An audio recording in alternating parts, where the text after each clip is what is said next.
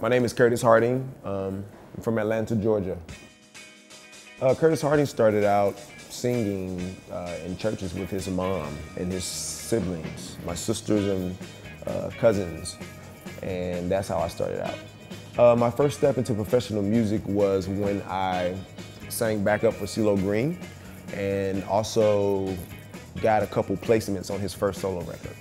I was working for LaFace Records doing street promotions and started hanging out in different clubs promoting and just started hanging out with the guys and eventually got invited out to the studio, and from there built a relationship with him and got on his first album, his first solo record, and then when he needed backup singer, I was like, here I am, and the rest is history. You are the only ones who just keep on shining, keep on shining, keep on shining bright.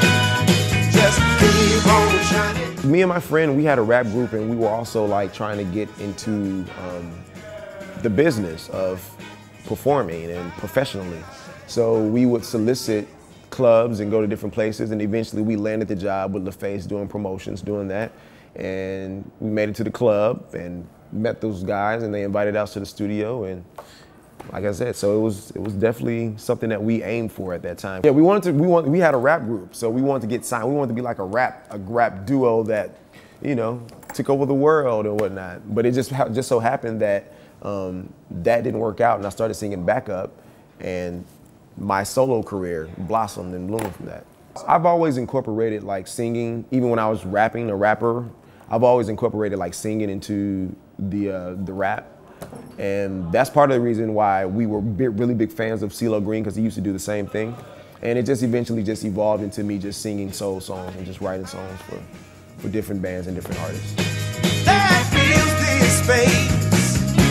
I'd be more than wise, girl, to allow your love to replace. I've always written songs, so I picked and chose songs for different bands and picked and chose songs for myself that I would later record, and some of which I've made the current record, Soul Power. But I've always just written songs, you know, and I've always had an idea of if I was to do an album, what it would sound like and what it would be, and hence Soul Power. I have a side project called Night Sun with Cole Alexander and Joe Bradley and Danny Lee. Cole and Joe are from the Black Lips, and Danny Lee plays in a band called Night Beats. And we formed a side project, a group called Night Sun, and we put the 7-inch out on Burger. So the conversation started out like that, and I presented them with some demos from my solo project, and they liked it and decided to put it out on Burger just because I like those guys and just their idea and how they think about music, so it was perfect. Just hanging out in Atlanta, going to bars, man. Like everyone in Atlanta, we kind of go to the same places and listen to the same music, playing shows, mutual friends, you know. The sound is different, but we still all hang out together and make music together. So you'll have like metal artists collaborating with soul artists and rappers collaborating with, you know, with punk rock groups and whatnot. So we all hang out together, baby.